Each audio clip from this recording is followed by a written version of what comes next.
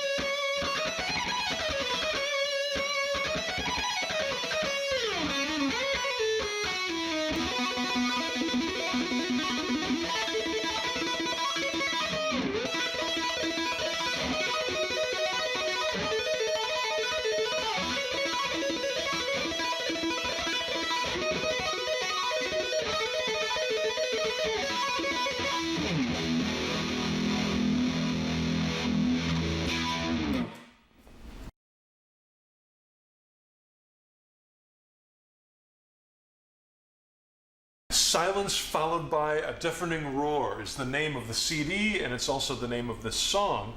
And this title obligated me to try to find something that would be a deafening roar. I decided the best way to do it might be to use a bow, like you'd use on a violin or a cello.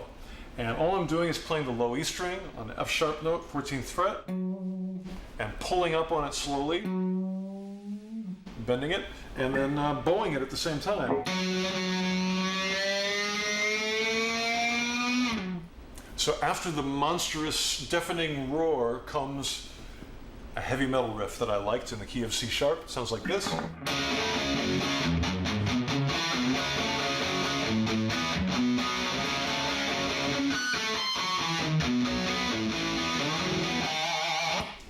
This is an instrumental song on an instrumental album. So I have a lot of room for a lot of guitar, and I want to slowly build it up in this case. Of course, I'm beginning with the rhythm, that kind of phrase. And when I begin the solo, I do a variation of that an octave higher.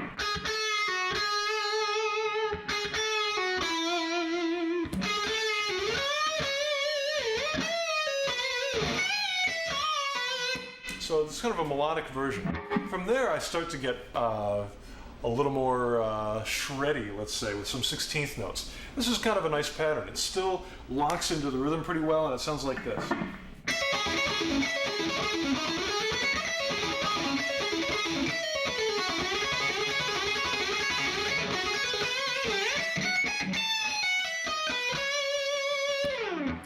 So this is one of my favorite ways of playing arpeggios, where I'm doing string skipping,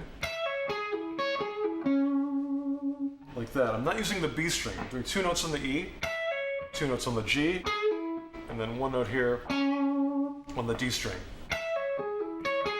I follow that with a scale pattern, just ascending. That's C sharp minor, C sharp natural minor. Starting here, 3 notes per string. And that leads us rhythmically and melodically back to our first lick. So it sounds like.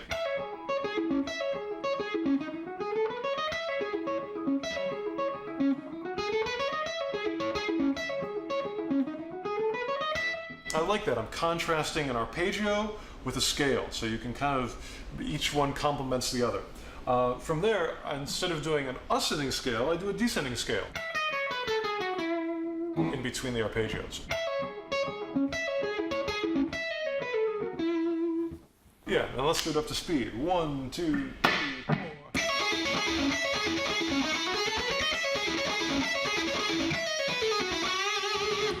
From there, I do a rock and roll lick. I think Kiss used to play this a lot. kind of late. I can't do that without making some rock and roll faces.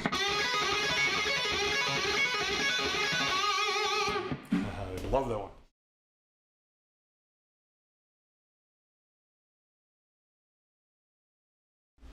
So the main chords of the song are these 4 chords.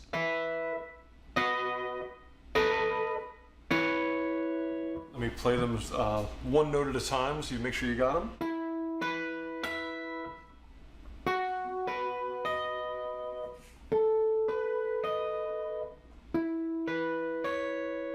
And I just play those quietly by finger picking at the beginning.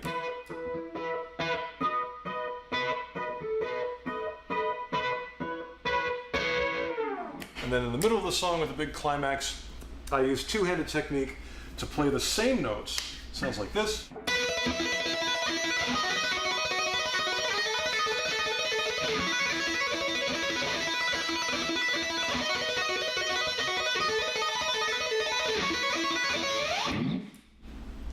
So let me show that to you a little bit slower.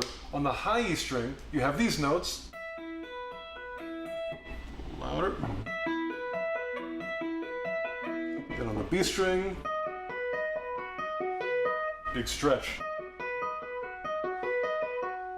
Then a little smaller stretch, still on the B string. And back to the high E string. 1, 2, 3.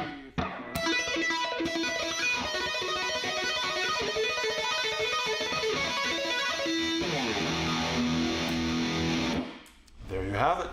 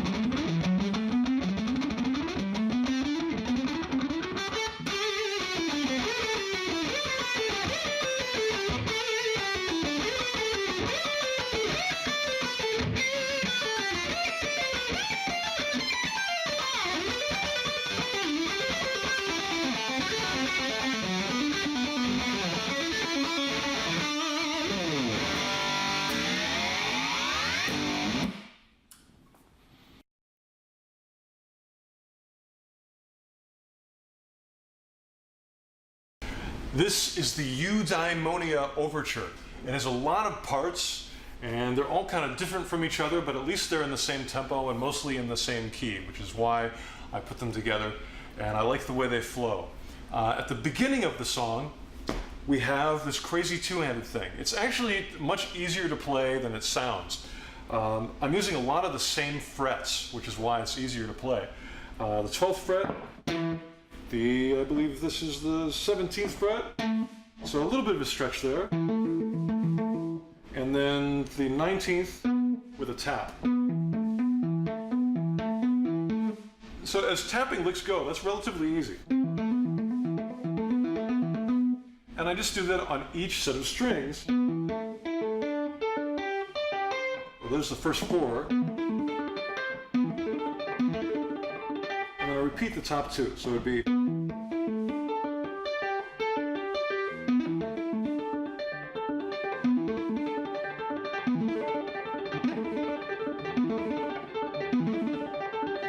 And it looks kind of good because you're stretching and you're leaned over your guitar.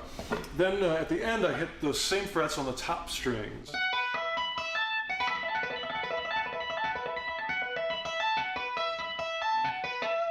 So altogether, you can see how that comes together.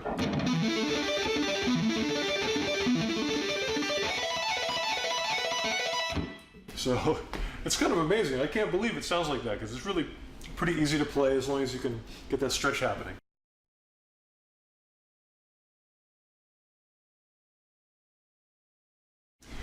The next part are these arpeggiated chords. I'm just going to play through them slowly so you can hear them. The important thing here is actually the bass note is changing underneath. So I hope you can hear the song and the record so you know the context of what's happening with the bass note. But here's how it sounds a little bit slower.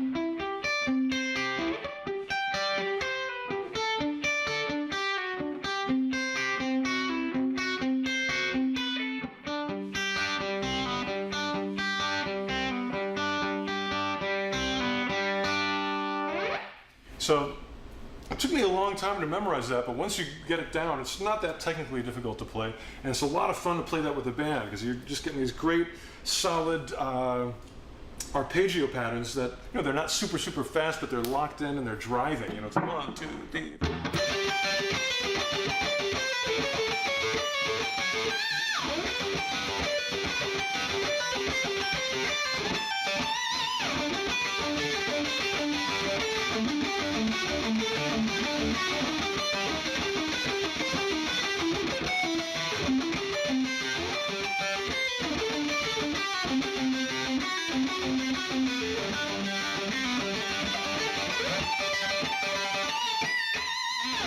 So that kind of rocks.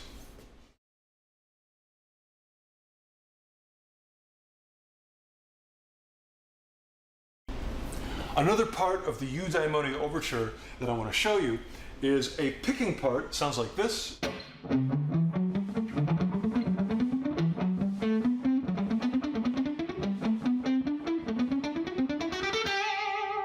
The thing I like about this is that the rhythm goes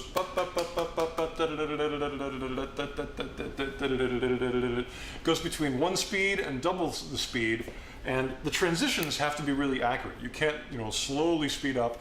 You've got to be like a drummer going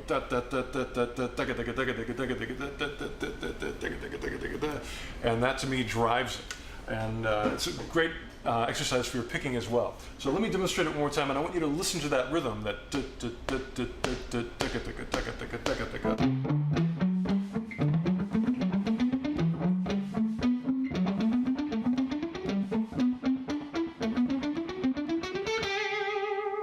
So that's all it is. It's all 3-note per string shapes. So you've got 3 notes on a string. And then the faster ones are 3-note per string as well. Next one. These are all in the key of E minor, by the way, just starting on different steps of the scale. And then the last one.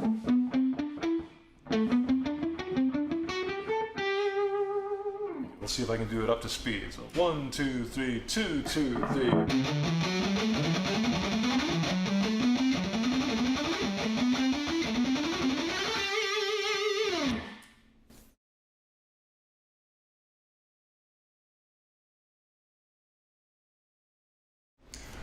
The last part of the Eudaimonia Overture is actually a Bach piano piece that I learned on the guitar.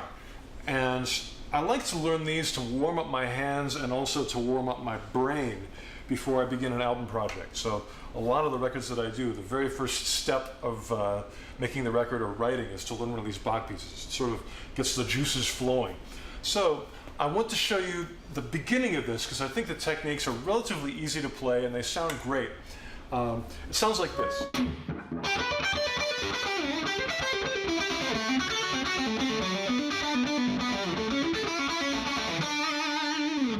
Just that much. You can hear rhythmically a lot of the same things are going on. It's going ba-da-da, ba-da-da, ba-da-da, ba-da-da, ba-da-da, ba-da-da. If you were playing drums, it'd be tigga-tigga-tigga-tigga-tigga-tigga. You can hear the accents. You know, it's easy to do with your mouth. So let's make our fingers do that same thing. The technique I'm using is string skipping with a fair amount of hammer-ons and pull-offs to give me that kind of pulse. The ba-da-da, ba-da-da, ba-da-da, ba-da-da, ba-da-da, ba-da-da.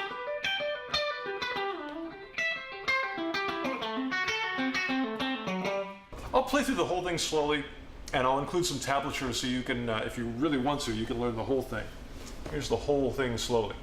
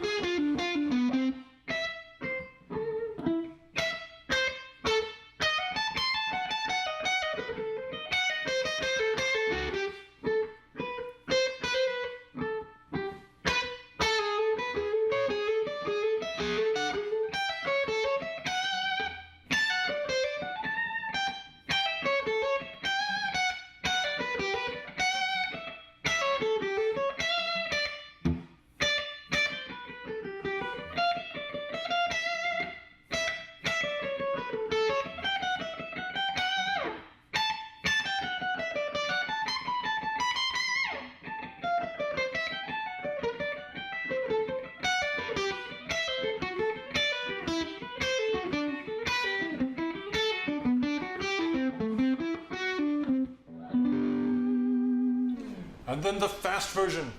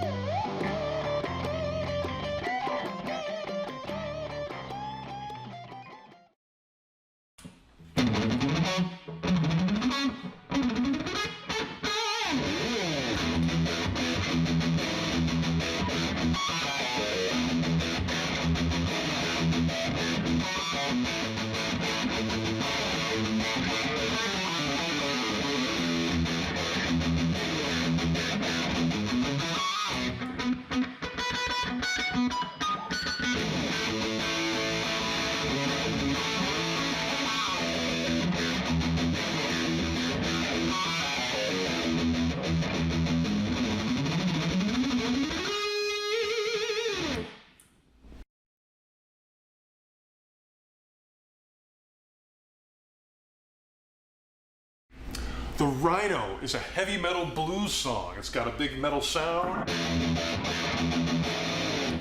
but the chords are almost kind of a blues progression, and I suppose maybe the most interesting guitar thing in the song is the fast picking part that sounds something like this. Let me slow it down for you so you can see what I'm doing. It sounds like this: 1, 2, 3, 4.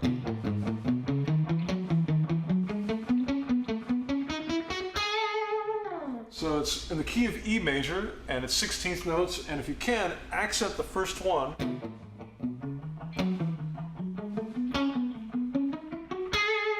Those accents will help you lock in with the groove and with the drummer.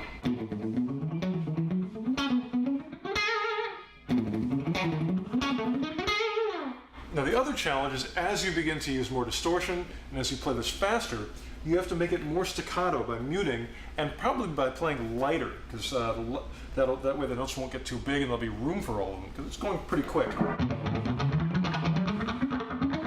So you really just want like a light scratch.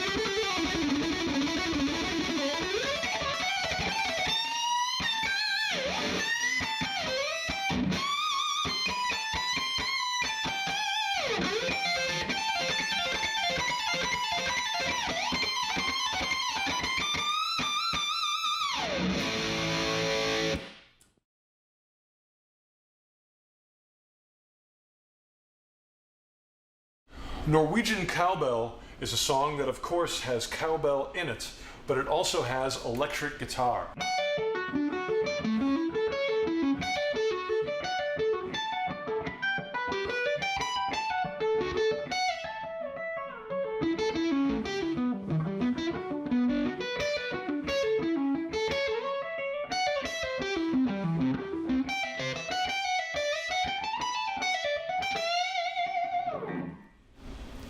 Now, most of the techniques I'm using on this are the same. I'm using a lot of this technique, that kind of thing. It's got, let's see, 2 notes per string on the E string, 2 notes per string on the G string, and 1 note per string on the D, to give me that D major triad, which outlines the chord. But of course, this song has a lot more chords than that. It's got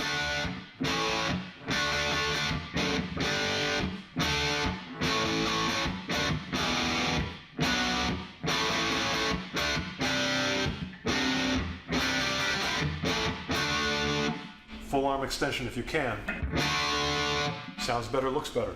So we want to outline all those chords. Basically, I'm using that technique I showed you to do almost all of it.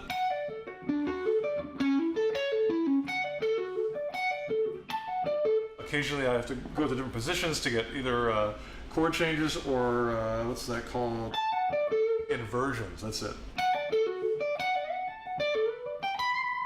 And the only other thing that's tricky in this, what I would say would be, sometimes I'm doing an arpeggio on one string by sliding. Like I do an A major. And the other probably different technique in this is when I'm doing the C major arpeggio. Now this appears to be very simple, just those 3 notes. But I'm going to do it in octaves. So it's starting on the same note. This is a G. Here's a G here. So let's put them together. And then go back up. And even higher. Now I'm doing a lot of pull-offs, so the picking isn't that bad, because I can just do an up, a pull-off, and a down. Each time. So I'm basically going da da da da da da da da. That's the picking. So let's see, hear that in context. So I'm going like.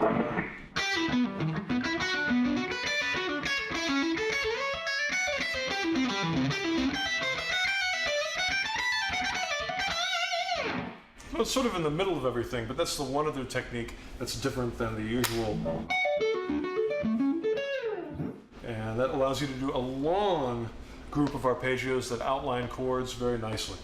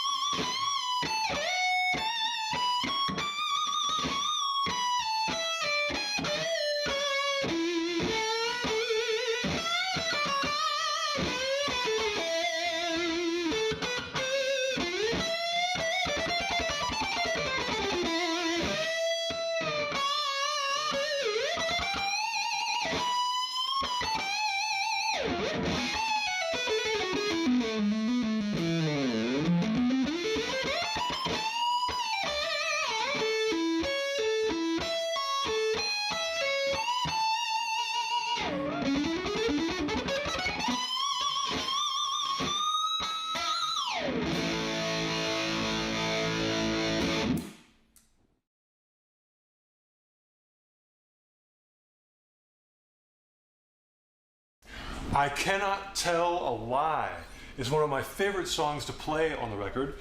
It's almost a ballad and has these beautiful chords. The first chord is actually an A chord, but I added a B note to it. I suppose that's the 9th. And then I made it a first inversion. I put the 3rd in the bass.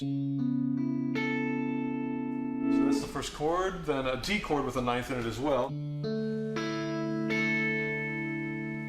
Then an E sus, dominant sus I guess it would be, regular E major.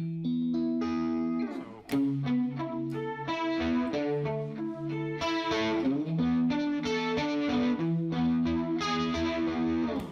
Very simple chords, but the trick is to come up with a melody that keeps the listener's interest over that whole thing.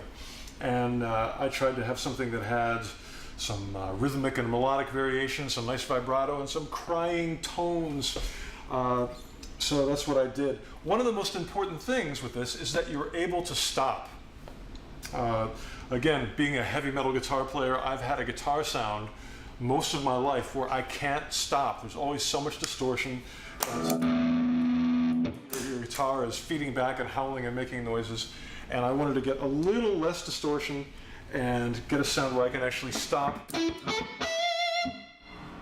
Listen, relative quiet. And there's not a big howling sound.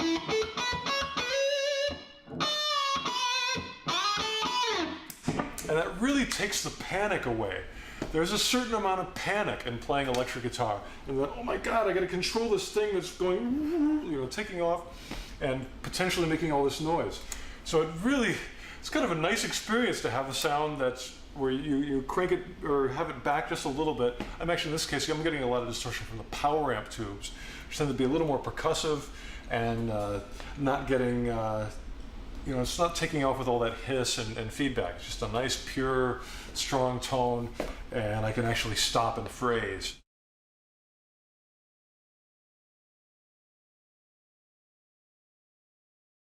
So most of the song is slow enough where it's not a matter of having a lot of shred technique to play it. It's more, you want to have good vibrato, your bends have to be very in tune, and the sliding is important too. When I slide into, I want to make sure that the slide is nice sounding. So I'm going to show you the short shred part in it, because maybe that's the part that's not as obvious as far as fingering goes. There's a two-handed part.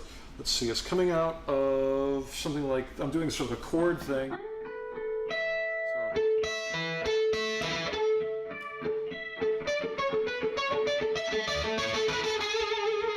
And then from here,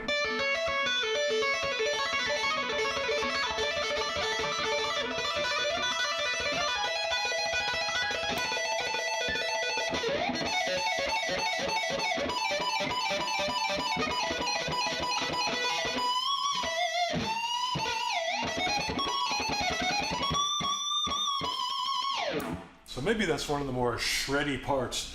I'll show it to you slowly. The first two-handed part are these notes. It's with the left hand and with the right hand, D and E. So the pattern is like this.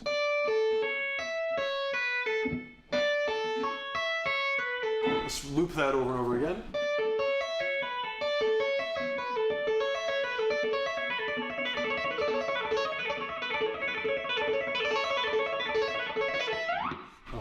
From there, it actually gets simpler. The next two, it's only three notes.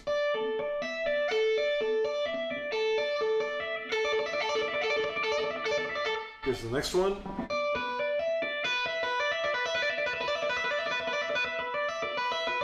And a big stretch. And the last one, just up a half step. So pretty much all the same pattern, just the frets are changing. Then I've got this lick that's a pull-off lick. It's kind of F-sharp minor sounding. G major sounding, same kind of lick. The pull-off is really driving the lick. The picking is very simple. I'm just picking once per string.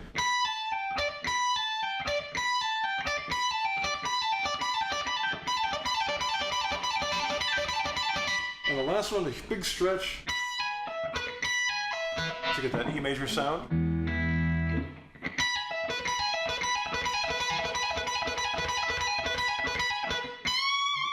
So let's put that all together.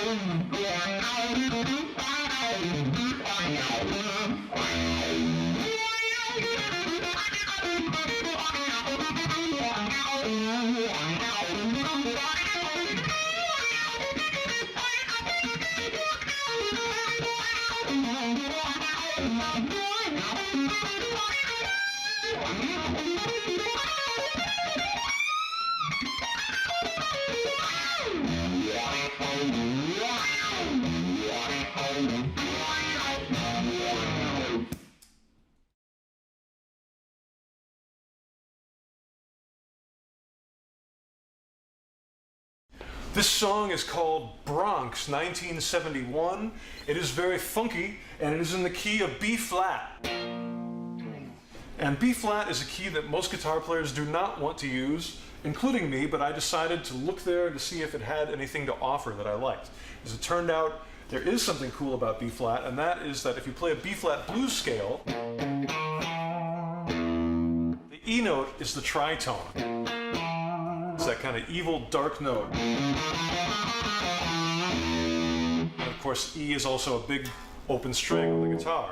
So you can use that in your composition, which is just what I did when I wrote the riff. The riff is in B flat, but I started with an E note. And that's the rhythm I got.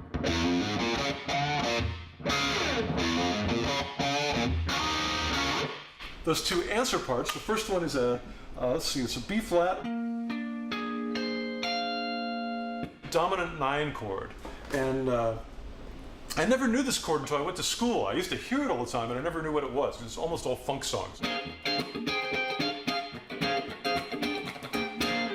good funky chord, and I used it as an answer. And then played the riff again. And had a little funky thing there. I don't even know what these are yet. They're so simple. And they're just a bar on the 6th fret. And up to the 8th and back down.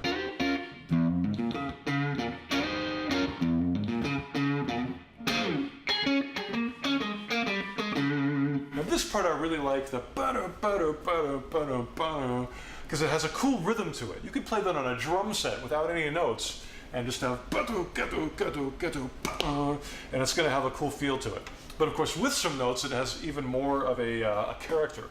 So let's hear those notes again.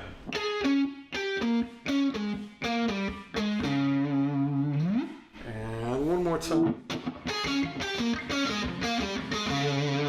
Of course, once again, you have to have a sound that allows you to have those little pauses. You don't want a big hum and going on between. So crank the distortion back a little bit, crank the volume up, and then go.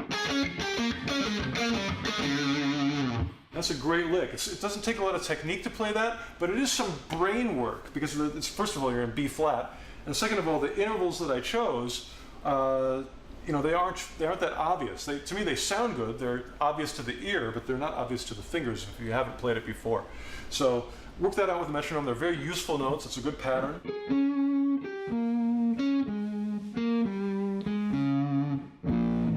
And I have to say that I've really had a good time trying to play in B flat because it's made me, you know, it's just a brain challenge trying to play in B flat, not just here. You know, if you're a guitar player, you know that if you're playing in B flat, your hand's going to go there, and that this is all going to kind of be mysterious up here. So I've been trying to work through the mystery and find out, like, where is B flat? In this section, and that's very rewarding. I have a lot of fun doing that, and I hope you do too. It really helps also to use a groove. This song has a really fun groove to improvise over, and I found I'll just sit there, you know, in my hotel room or at home and get that going, start jamming along in B flat in places I'm not familiar, so I might get a couple notes wrong, but we'll see.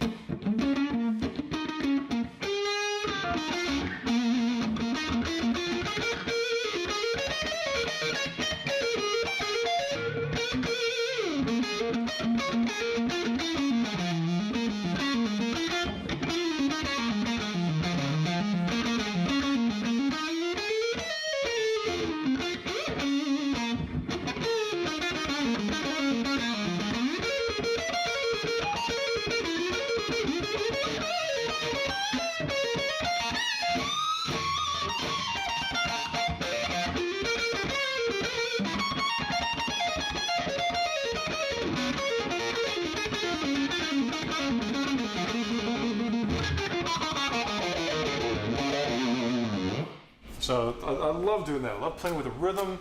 I love a little bit of brain challenge from funny key, and I love the phone call.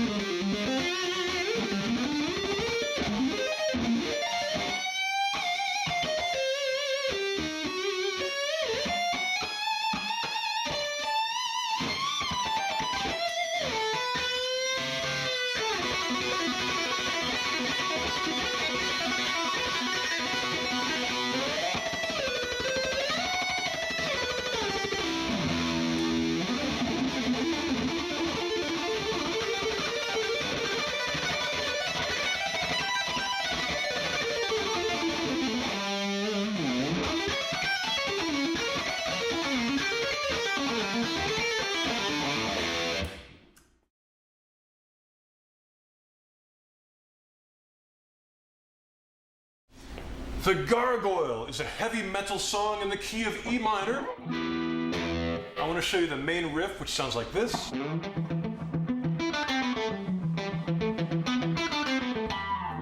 This is a great picking exercise. It's all alternate picking, which means down, up, down, up, down, up, never changes. And the thing to focus on, E is the lowest note. You've got these other high notes that are going back and forth to the E. And those, it's easier to figure them out because you know you're always doing down, up, down, up, down, up. But it helps to be aware in your brain of what the strokes are of those other notes. So I'm going to tell you what they are. The first one is going to be an up. There's a down on the A. And the B is an upstroke. So those accents end up being up, down, up. And it's good to just have that in this little thinking part of your brain. You know, the feeling part of your brain can be on full metal, full metal force.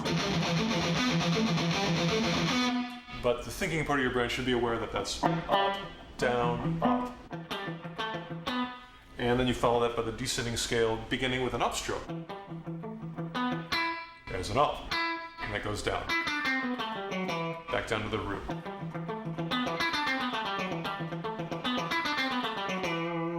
Right now when I'm playing that, I'm playing it with a cleaner sound, so I tend to attack it a little harder.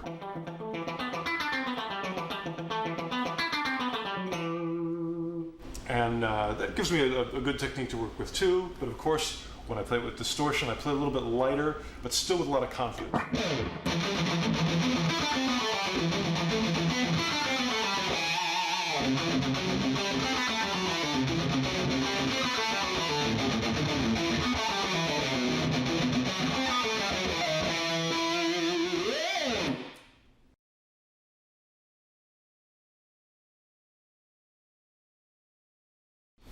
At the very end of the Gargoyle, I do sort of a jazz fusion-y line that I came up with. It has some diminished things in it. Those are easy to remember because they're all the same fingering and they're all 3 frets apart from each other. The fingering is basically this. It's just 3 frets, and then I skip the G string. I don't play the G string, go right to the B string. Same frets. 14 and 17. And that happens 3 frets down, 3 frets down, 3 frets down. That's all of them. To make this into the line, I added some notes on top from either the Dorian scale or the blues scale. Those are good ones to choose if you want a fusion-y kind of sound. So, it's from Dorian, Dorian as well, Dorian again, and finally blues. That little blues note in there. And then I do some pull-offs at the end to get out of it. So let's put it all together. It's pretty a symmetrical kind of line.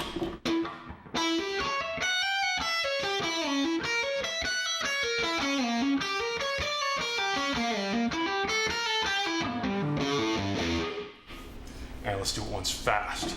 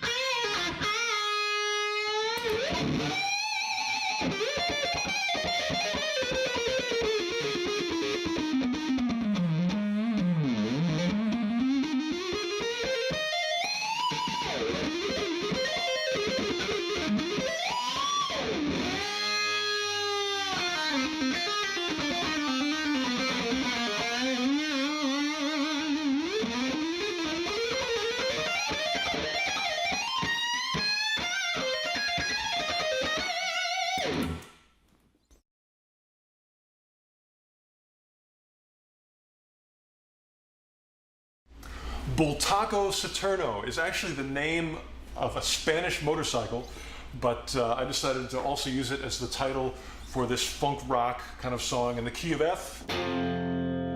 Why did I choose F? F is a key that most guitar players avoid, and I decided I wanted to see what F had that was good about it, and I found this. I found if I played F, I could use the E below and get that. I like that. That sounds kind of cool.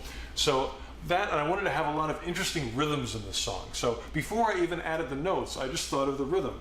In this case, it was bup bup bup bup da da da da da da da, something like that. So I added notes to it in the key of F. 1, 2, 3.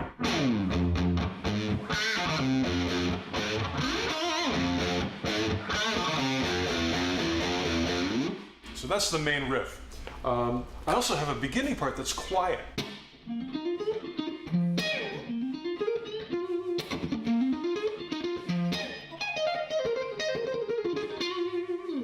So I want to show you the fast part of that. It's one of my favorite licks, and it's sort of an important part of a lot of my playing. I'm going to slow it down. It's in F pentatonic.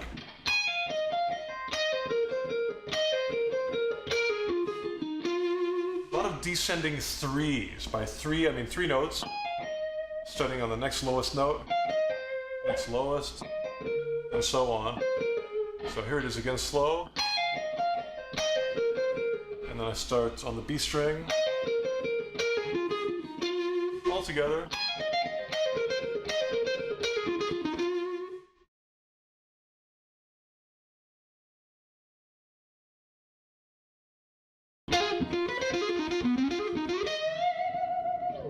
That I kind of like. It's a very simple pull-off lick in F minor pentatonic once again, and then I hit 2 notes from the blues scale to answer it, and then I hit those same 2 notes an octave lower.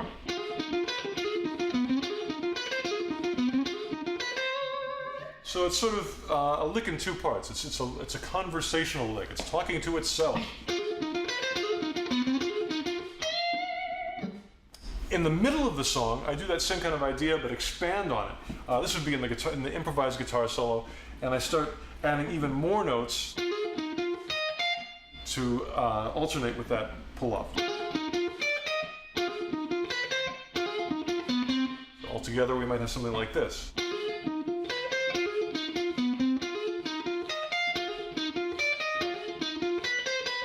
Let's take that a couple times over and over. That's a cool lick that's gonna loop well. 1, 2, 3.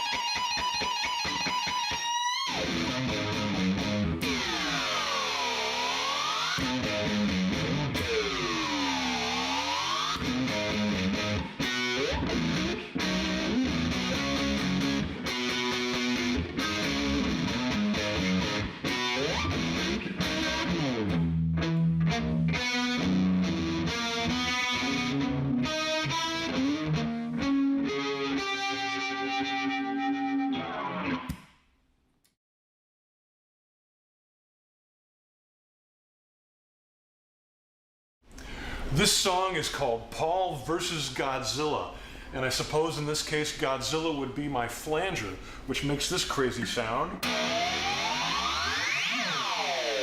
I just use this to trigger it, because the flanger by itself doesn't make any noise, but if you hit it or sustain, it makes that crazy sound. So that's a lot of fun. And then I made a riff in the key of G sharp.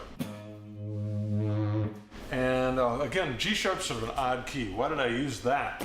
The open strings, I found I could make some kind of cool chords. These would be the chords.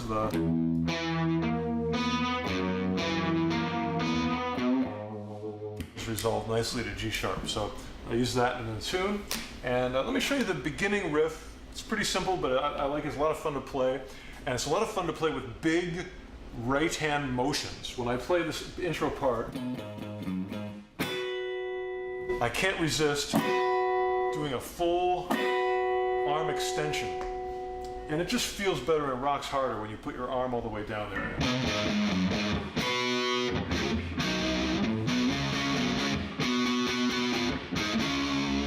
Those two I try to get. It just looks good, it feels good, and I'm almost sure it sounds good.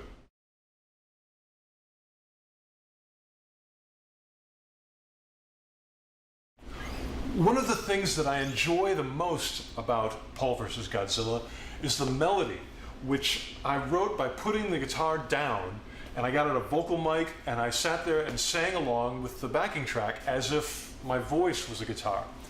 And I spent about a half an hour just singing and singing and singing and coming up with every idea I could.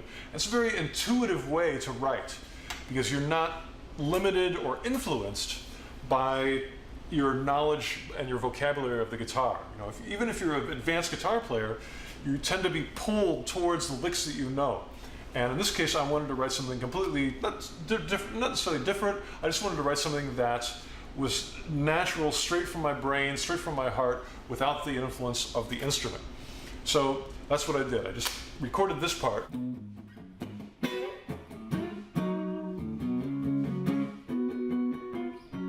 And then I started to sing over that. And I'm going to sing you what I came up with. It's not going to sound that good because I got to use falsetto to hit the high notes, and I haven't practiced singing it. But it was good enough as a writing tool to get it across. So again, this is the key. And I wrote something like this with my voice. So it was like 1, 2, 3.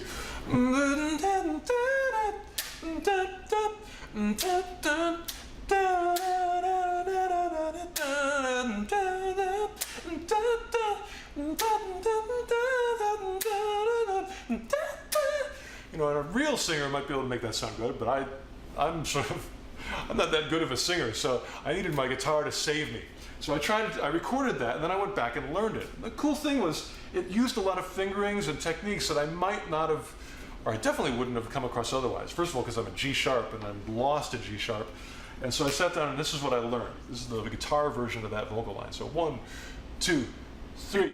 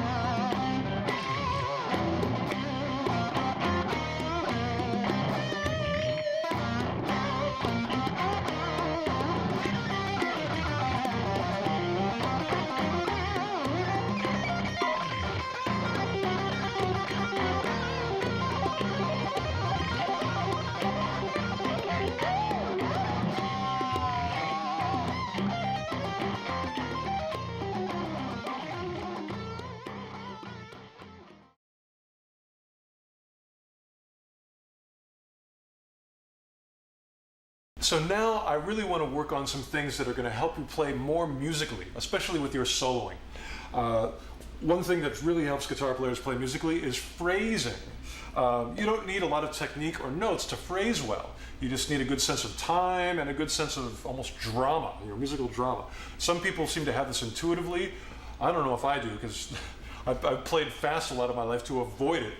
But as I slow down, it becomes obvious that I need to insert better phrasing to make the slower playing sound cool and sound powerful. So I've been working on that a lot lately, and one of the techniques that I have is to simulate a guitar jam just with one person. And if you have somebody to jam with, that helps even more. But I'm going to do it right now just by myself. So what I'm going to do, I'm going to be me here, and I'm going to play a solo in this kind of groove.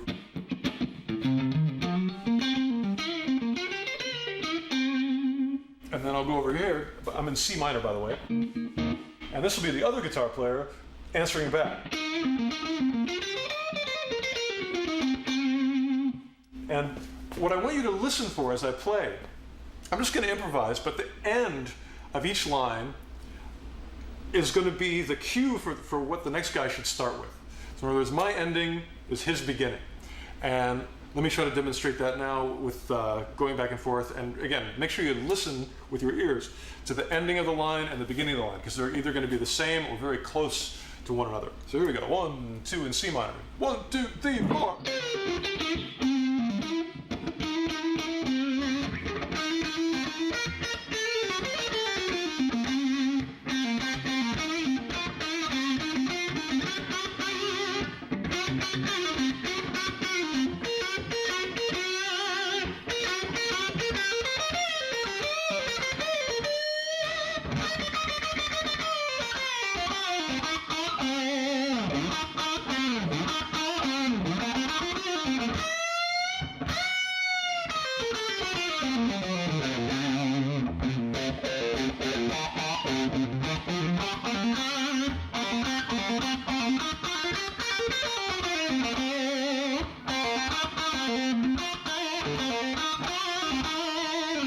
So I hope you get the idea of what I was doing there by listening. Now, of course, if you're playing with another guitar player or really any other musician, that really takes the load off your brain, because instead of sitting there waiting for them to finish, thinking through your whole vocabulary of what am I going to play next, what am I going to play next, you can relax, you can listen to them, and whatever they play last, just play that, and, to start off, and it makes almost more of it makes a conversation more than a battle.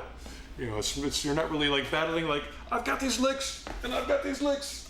Instead you're conversing. The two things are building together, and it really feels good. So please try that with another guitar player, or if you can't find anybody, you can even do it with yourself, and it will help your solos really connect, stay together, feel good, and phrase better.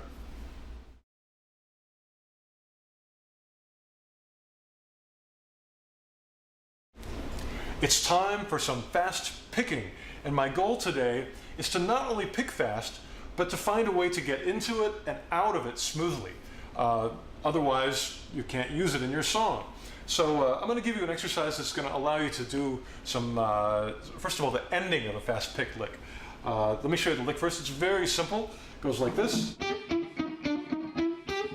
And I'm using some notes out of the A blues scale. Picking every note, beginning with an upstroke.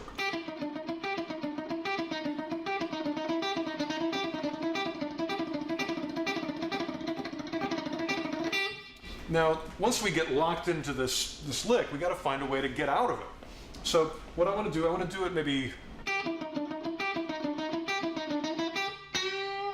many times. That's, I think, 3 times, and then the last one leads to a bend. So that's the way we can get out.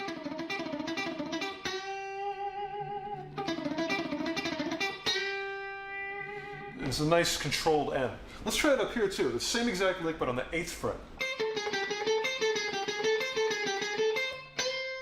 And same kind of bend. And we'll put them together.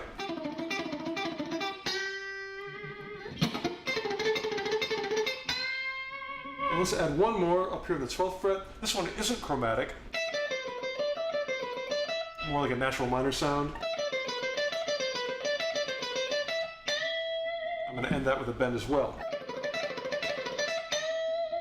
So let's put all those three together, and I'll count it off and try to hear how they're in time with, and I can escape from each one. So 1, 2, 3, 4.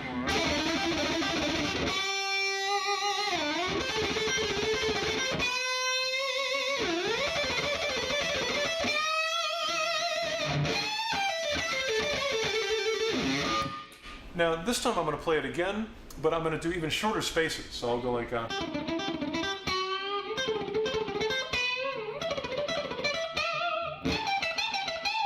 something like that to end it. So let's try that. I'll do it a little slower.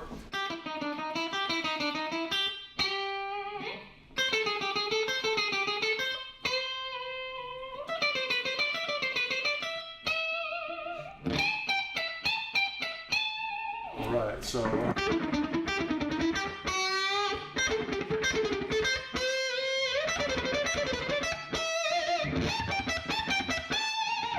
And up the tempo. 1, 2.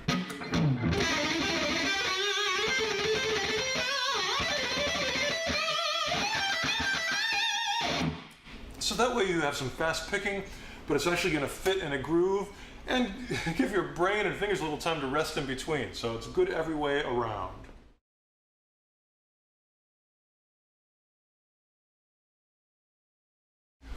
All right, I want to show you a really effective exercise for the left hand. It's going to help you build your legato technique and be useful in a lot of licks. Now this is so simple that you might get bored initially, but really try it. It's really going to be good for you. And here is what it is. It's 2 notes, A and C. And I'm just going to play 8th notes, and then I'm going to follow it by 16th notes back and forth. So the important thing is to get the transition really, really clear. You want 8th notes and then 16th notes. So like this.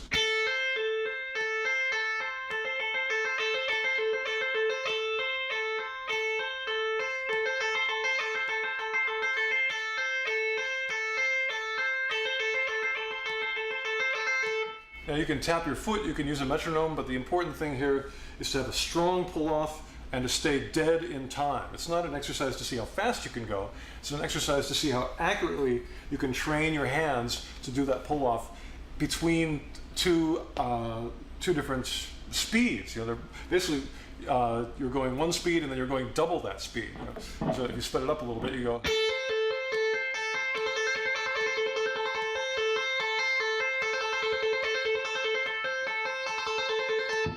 And all the fast pull-off licks that I do, you will use that kind of technique at some point, to go like.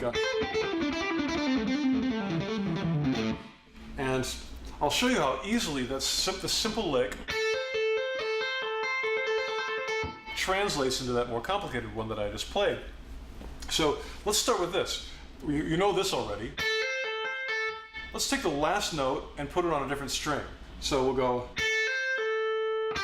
And we'll go down to the B string instead. And because we're changing strings, this time we've got to pick. So I think, yeah, I'm going to do an up and then a down.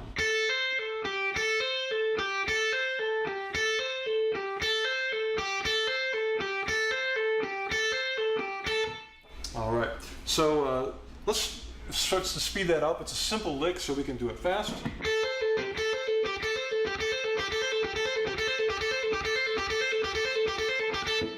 And for all this, whenever I've got a picking lick, I'm going to take my left hand away and demonstrate what just the picking by itself sounds like. So with this particular lick,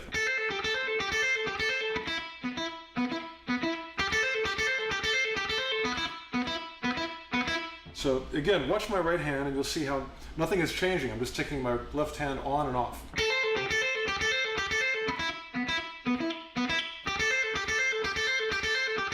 So this is pretty simple. But it's got to be dead on time,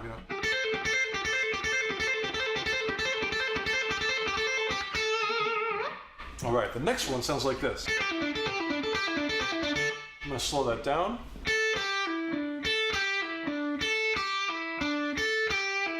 It's an upstroke followed by 2 downstrokes with a pull-off in the middle. The picking by itself, I'll demonstrate again. I'll do the lick with the left hand and without. And I'll alternate back and forth and just watch my right hand and you'll see how it doesn't change.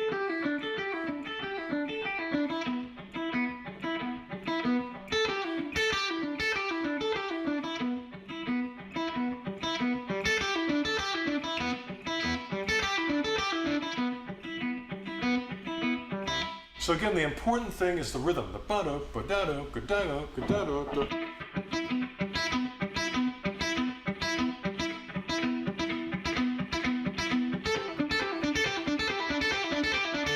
All right, so now basically we've got two licks. We've got this one, and we've got this one.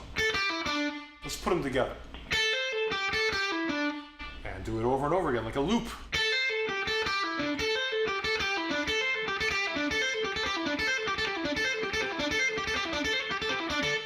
Now let's try that on each set of strings within the A minor pentatonic scale. So next we're going to go down to these.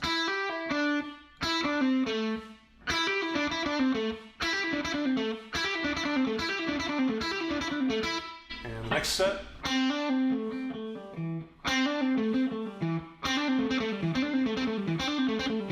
And the next set.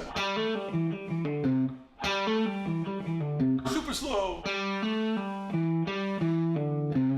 And all together.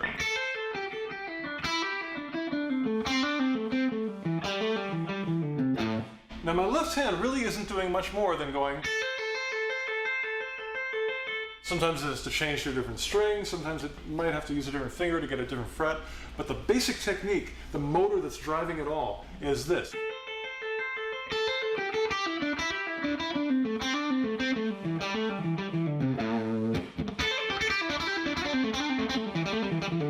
So it's important to have that muscle there to drive that.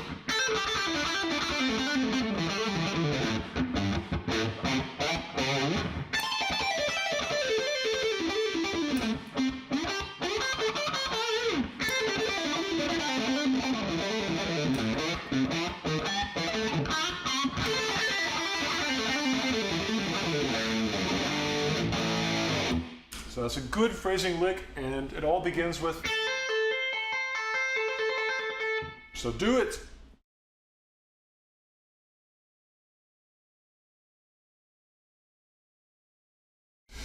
All right, I want to show you some new arpeggio ideas I've been working on. First of all, I hope you know what a triad is. It's basically three notes. In this case, I'm going to play an E minor. And the triad notes are the root, the third, and the fifth. And of course, they can be in any octave. So those triad notes can happen everywhere. Regardless of fingering, it can be a sweep pick, it can be a string skip, it can be all on one string. These are all triads because you're only using the notes E, G, and B, the root, the third, and the fifth. So what I want to do with this arpeggio is instead of going 1, 3, 5, 1, 3, 5, 1, 3, 5, just around in octaves, which would sound like this, or with a sweep pick. Those are all sort of in the same order. I want to mix up the order a little bit. I want to skip the third, go straight to the fifth. So I'm going to go 1, 5. Now that's a nice shape because it's just like a power chord. Then I'm going to start on the next highest triad note, which would be the third. And normally you'd go like 3, 5, and then start over with the 1. But I'm going to skip the middle note and go straight to the 1 from the 3. So this is, again, getting into math. Let me play it for you, and your ear will pick up the pattern immediately. Here's what it sounds like.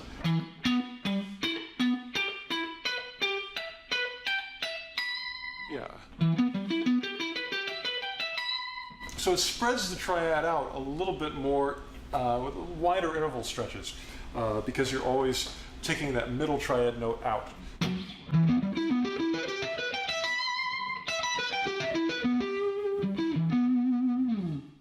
Now, technique-wise, this isn't that bad because you're just doing like little two-note chords.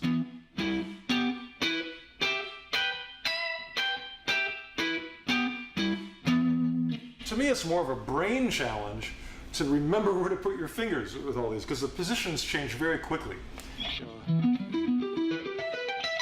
So a good way to practice this is just take the first two. Just go like... Those are the first two shapes. Just go back and forth. Then maybe add the next one. Do the first shape, the second shape, and the third shape. So, and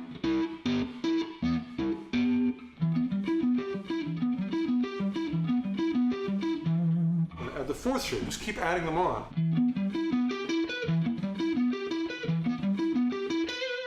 Keep on adding one from that. You can even start in the middle sometimes, like.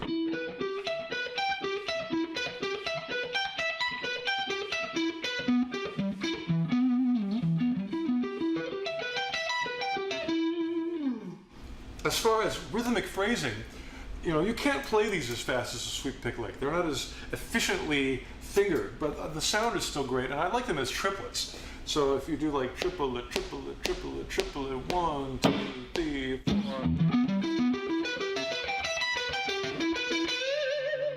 Now this phrasing idea, isn't limited to triads. You could try other notes. And because I play rock and roll, I wanted to try using some notes from the blues scale. So I took an E blues scale, and I decided to take the fourth out. The fourth is the A note. It's just not the most interesting note. It's not bad, I don't mind the fourth, but in the blues scale, if I skip it, it's a little more sinister somehow. So I took those notes, and I did the same thing where I skipped around, took every other one. Let me play it for you so your ear can get it. So, let's see.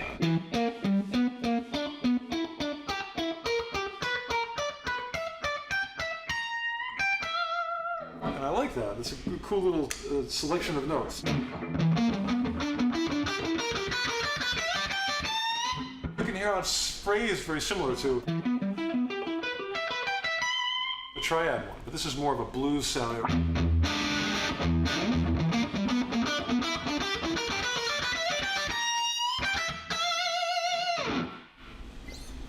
Another one you can do is using the notes from Dorian. Now, of course, a whole Dorian scale has a lot of notes. So I just want to pick my favorite ones, which in this case are the root, the minor third, the major sixth, which really gives Dorian its flavor, and the minor seventh.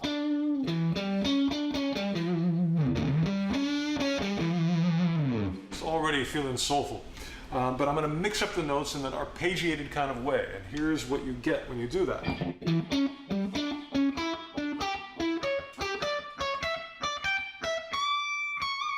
That's a nice phrase.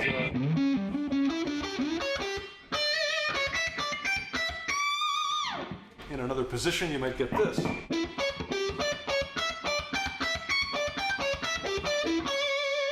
I picked this one because it's a little bit easier to play. The range isn't quite as wide, but to me, easy to play is important. So I do that one a lot. And again, because the note choice is interesting, you don't have to play these super fast to make them cool. You can even play, if you're doing a groove like this.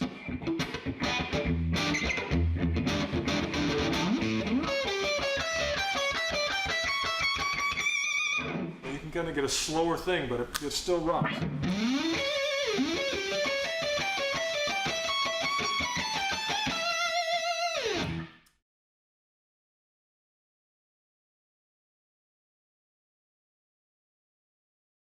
Welcome to the Shred Annex. No philosophy, no phrasing, none of that slow stuff. This is all fast, every fast lick I can think of. One in every key, starting on E and going chromatically up. I've got a lick for every one, and it's a fast lick always. Besides that, each lick I play fast first, then I do a slow version so you can figure it out, then I do it fast again.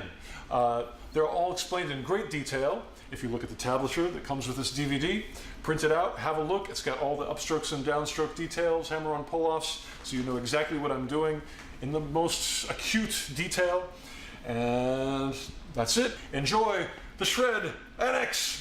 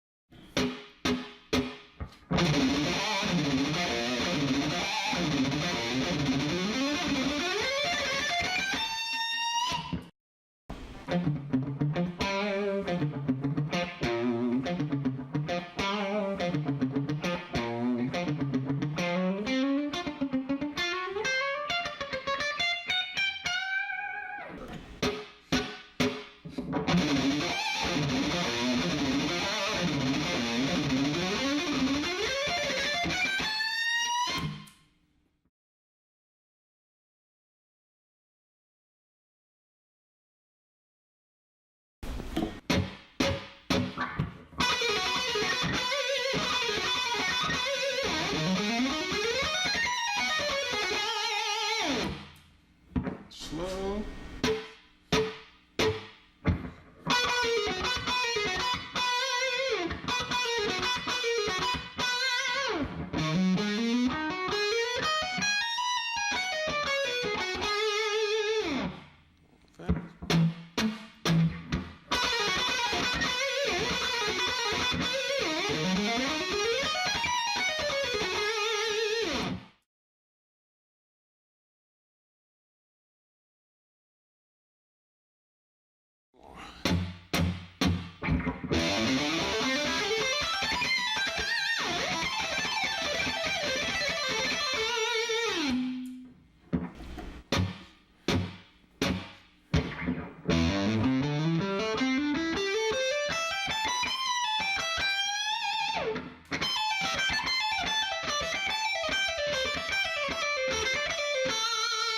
Almost.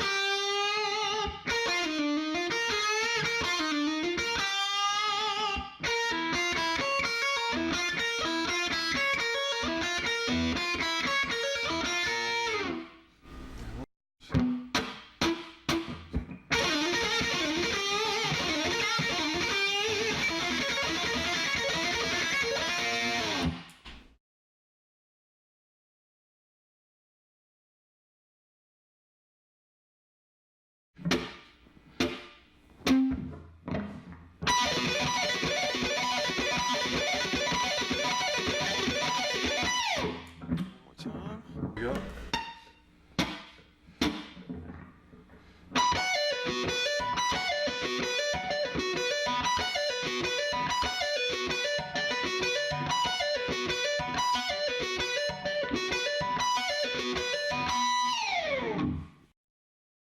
Love it.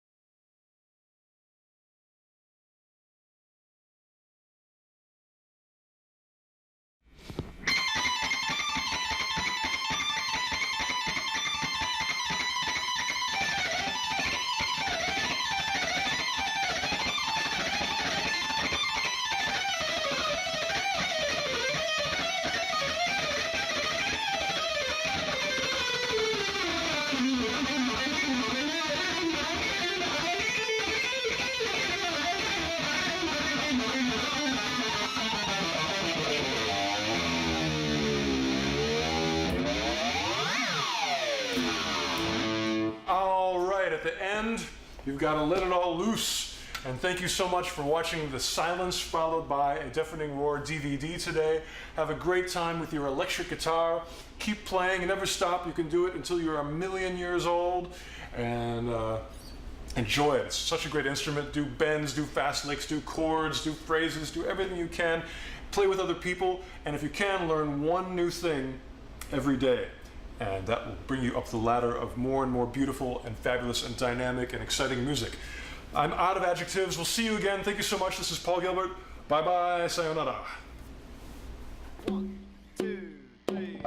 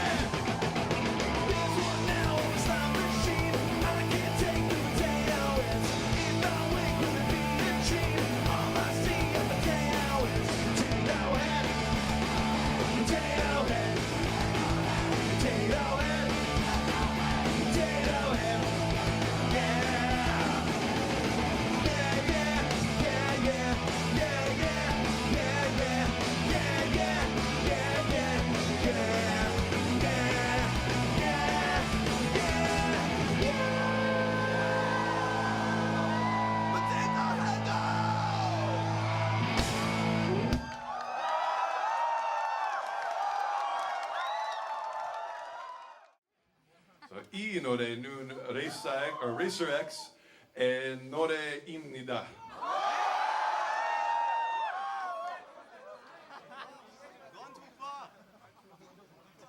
울레는 6,425개의 음이 있습니다.